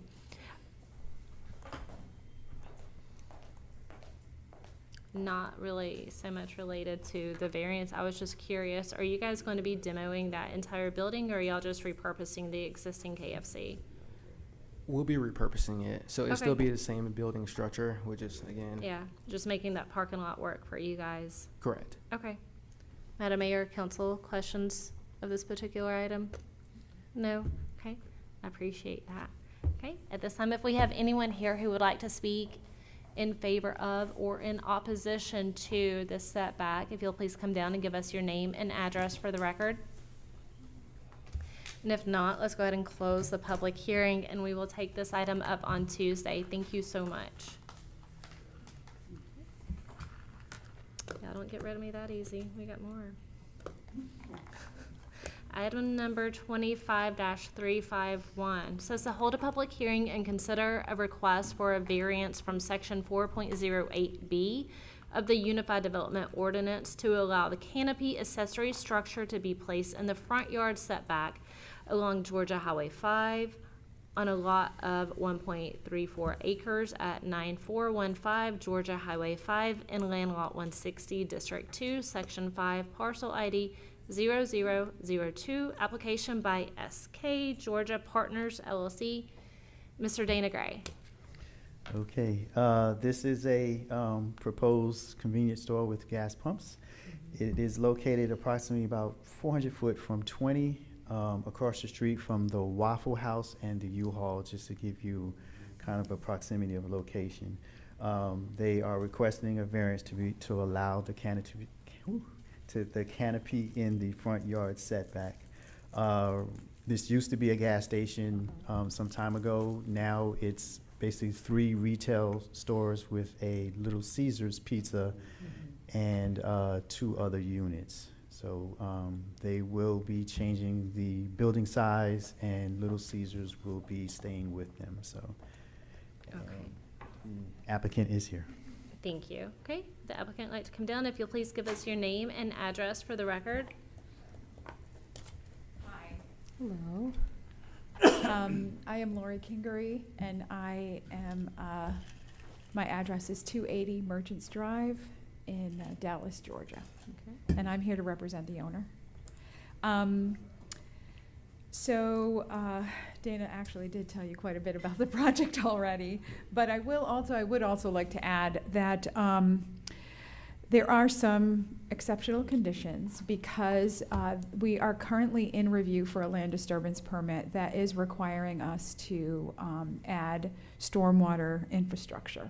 There is no existing stormwater infrastructure at this site at this time. So there will be a pond in the back of the property. There is currently a land disturbance permit that we have begun the review process. So we've gotten approval on that from the Water Authority, and we were waiting for this hearing before we submitted it to the city. So we will be submitting that to the city, and Marcus Thompson we have met with Marcus Thompson on this project as well. But that pond does leave limited space and prevents the placement of gas pumps in the rear of the building. So that is why we're looking for gas pumps in the front. Also, gas pumps in the front also do help with the economic portion of make economic sense for this development. There will be a 4,900 square foot convenience store, and the existing Little Caesars will move into, will stay still in this new building, but it will have its own featured new area as well. So I think that's probably all I've got. I do know that there was gas pumps at this location back in 2015. They were removed at that time, but it has been determined that these owners would like to have the gas pumps back. Okay. And then will you guys be demoing that building to build a new building? That is correct. Okay.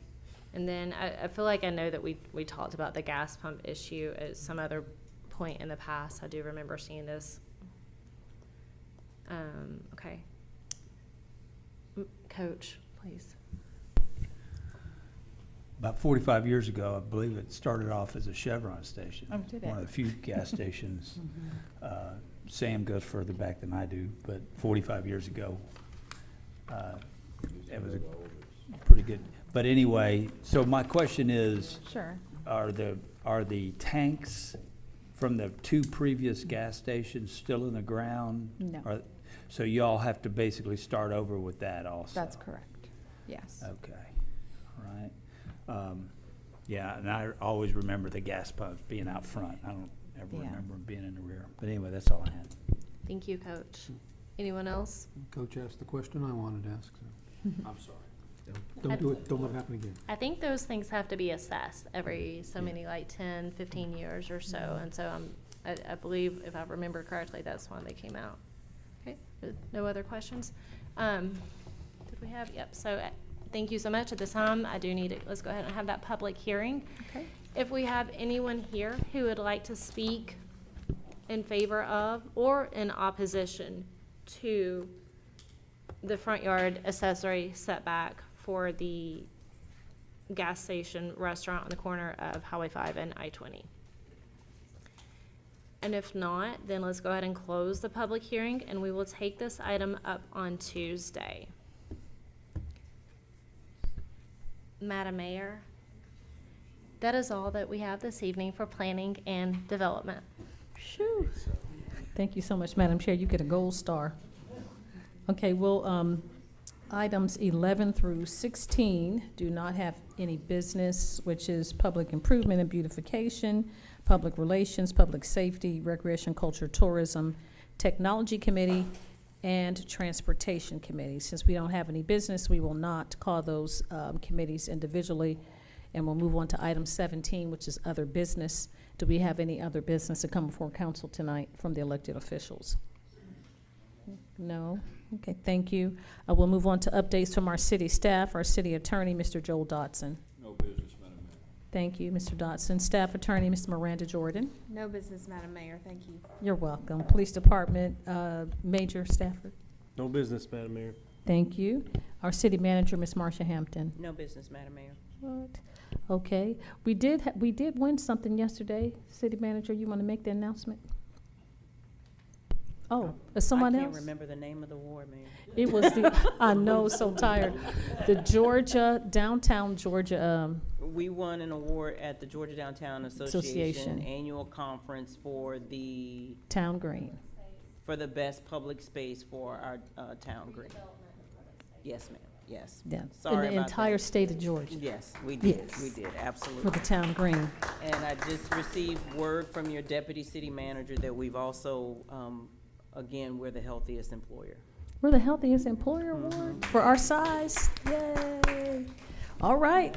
Madam Mayor, Yes, sir. I was just wondering, when you come in this building out front, the big Parks, Recreation, Tourism, or maybe we could put a table, put an extra table out front. For No, awards? Would that? I don't know. I just was wondering. Anyway, we're punch drunk. All right, any other comments? City manager, nothing. Comments from citizens and delegates, if you sustain the meeting and you'd like to speak to us about any business germane to the city of Douglasville, please come forward, give us your name and address for the record, and you have 5 minutes to talk to us. Yes, ma'am. Good evening, Sora. Okay. My name is Andrea Hubbard. Yes, I'm ma'am. 6268 Cornelia Drive. Yes. I wanted to talk about the first thing about the planning. That's my neighbor over there. Okay, now, I'm gonna let you talk this time, but. Oh, that's not what because- you want me to talk about? No, you're supposed to, no, at the beginning of the meeting, I know you weren't here. At the beginning of the meeting, we said, once we do the public hearing for that particular item, you're supposed to talk in that time frame. Oh, I'm sorry. And it's okay. So we're gonna let you hear because you weren't here and you didn't hear the instructions. But so the next time during the public hearing portion, then you can come up and talk about that particular item for or against it. But we'll allow it. I'll yield this time because you weren't here. Thank you. You're Well, welcome. I'm neither for nor against, but what I just wanted to express what most of my neighbors feel is we bought the homes that we bought because of how it looked. Yes, ma'am. And now they're going to change how it looks. And if you didn't change the from an R2 to a R5 or whatever those numbers are, we Mhm. wouldn't object, but because Right. you are. So it's just, we don't really have a legitimate reason, no more than we just like the way it looked now. I And- know. And we don't want it to change. That's Yes, all I ma'am. have Are to you say. still walking? Absolutely. Okay. And just so y'all know, I'm still alive because of her. I know. Thank you so much. Yes, ma'am. Any other comments? Yes, sir. Good to see you this evening. If you give us your name and address for the record, please. Jack Clower, Yes, sir. 5011 Moroni Mill Road. Yes, sir. 4867 Moroni Mill Road. Mm-hmm. And the old farm place is what, I learned my lesson, because I paid taxes, I made a mistake. And I said, what am I paying the taxes for in the city? He said, this 13.59 acres is in the city. I said, no, it's not. So I'm hoping tonight y'all would say, Jack, you're back in the county. I want to go back home. But I never received any information about being annexed in or nothing. And I wore, I've been nice to ladies and all up at the mayor's office and all. Yes, sir. I just, I've been dealing on this thing, a couple of months. I know. And I was hoping maybe y'all would say, Jack, you going back home. Well, we're trying to get you a ticket to see whether it's in the city or out of the city. But I think we're still working on it, Mr. Cloud. 13 acres back in my old farm place there. Yes, sir. Because I had a house in 2 acres, and then there's 13 acres out the back where we deer hunt and play around and all. Yes, sir. But if y'all would, I wish y'all would take that and give me an answer on that thing. Say, Jack, we're going to do that today. Well, I don't know about today, but I know we're working on it. Ms. Hampton or attorneys? It's just the process, Mr. Carl. We'll get you there. We'll get you. We're sending you home. Just won't be as quick as you would like. it will be before tax time, won't it? I'm not I'm gonna sure. how about I have somebody call you in the next couple of days to give you an exact timeline? How about that? Okay, because that's how I found out, and I'd made a mistake and went on and paid the taxes to the city last year at time for, and I said, what You am I don't want to doing be in the this? city with us?